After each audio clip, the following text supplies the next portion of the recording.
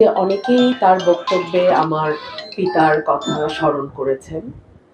আমার বাবা প্রয়াত রাজনীতিবিদ জনাব অলি আহাদ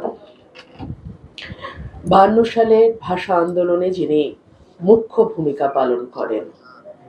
যখন বলা হয়েছিল উর্দুই shall be the state language of Pakistan, প্রথম সেই জনসভায় যিনি প্রতিবাদ করে বলেছিলেন নো নো নো, সেটা আমার পিতা অলি আহাদ। পরবর্তীতে 144 ধারা ভঙ্গের ব্যাপারে যখন দ্বিমত তৈরি হয়, তিনি প্রথম বলেছিলেন যে 21শে ফেব্রুয়ারি 144 ধারা যদি আমরা ভাঙতে না পারি, তাহলে আমরা কখনোই বাংলাকে আমাদের রাষ্ট্রভাষা করতে পারবো না। এবং তারই ধারাবাহিকতায় 21শে ফেব্রুয়ারি 144 ধারা ভঙ্গ হয়, মিছিল যায়, সালাম, বরকত, রফিক, জব্বর গুলিবিদ্ধ হন এবং ভাষা আন্দোলনটা একটা সফলতার দিকে ধাবিত হয়। আমাদের স্বাধীনতা সংগ্রাম বা মুক্তি সংগ্রামের প্রথম যেই সোপান, সেটা আমাদের 52 ভাষা আন্দোলন। তারই ধারাবাহিকতায় 6 দফা, 69-এর গণ অভ্যুত্থান এবং দেন 71-এর মুক্তিযুদ্ধ।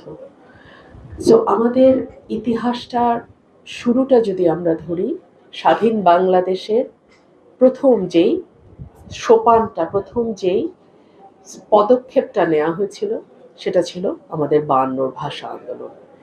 এবং পৃথিবীতে বাংলাদেশ ছাড়া আর কোনো জাতিগোষ্ঠী কিন্তু ভাষার জন্য জীবন দেয়নি, ভাষার জন্য সংগ্রাম করেনি, ভাষার জন্য এত বড় আন্দোলনও তৈরি হয়নি। কিন্তু আমাদের দুর্ভাগ্য যে আমরা সকল কিছুকেই রাজনীতি করে ফেলি। যখন যেই সরকার, যেই দল ক্ষমতায় আসে, সেই দল তার মতো করে ইতিহাস রচনা করে। সেজন্য আমরা ইতিহাসে হয় দেবতা, না হয় ইবলিস, এই দুটার মাঝখানে সাধারণ মানুষ, দোষে গুণে মানুষের চরিত্র আমরা পাই না। আমাদের দুর্ভাগ্য, সরকার এসেছে, সরকার গেছে, ভাষা আন্দোলনের প্রকৃত ইতিহাস কিন্তু কোথাও লেখা হয় নাই।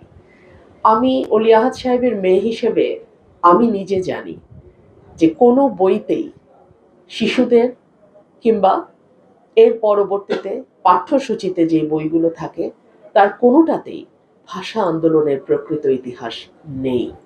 এটা জাতি হিসেবে দুঃখজনক, লজ্জাজনক। অর্থাৎ আমি বলতে চাচ্ছি, 80-র দশক পর্যন্ত কিন্তু ইতিহাসটাকে অতটা দলীয়করণ বা অতটা বিকৃত করার চর্চা হয়নি।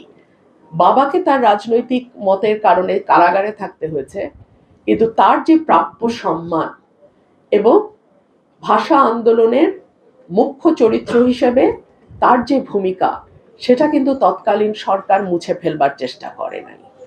কিন্তু এরপরে যখন দলীয় সরকার আসা শুরু করলো, আওয়ামী লীগ, বিএনপি, বিএনপি, আওয়ামী লীগ, এরপরে আর আমি ভাষা আন্দোলনের সত্যিকারের যারা নায়ক, তাদের ছবিটাকে ধীরে ধীরে ধীরে ধীরে মুছে যেতে দেখলাম।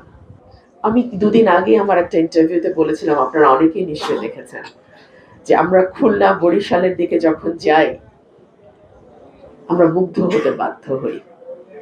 অনেকেই হয়তো পলিটিক্যাল কারণে এটা স্বীকার করবেন না, কিন্তু আমি সত্যকে সত্যই বলি, সত্যিই সেটা দেখার মতো। তাহলে আমার এই অবহেলিত এলাকাটি নয় কেন? দেবশ্রী শুভ্রা সরকার, পৃথিবী নিউজ ডেস্ক, চ্যানেল 365।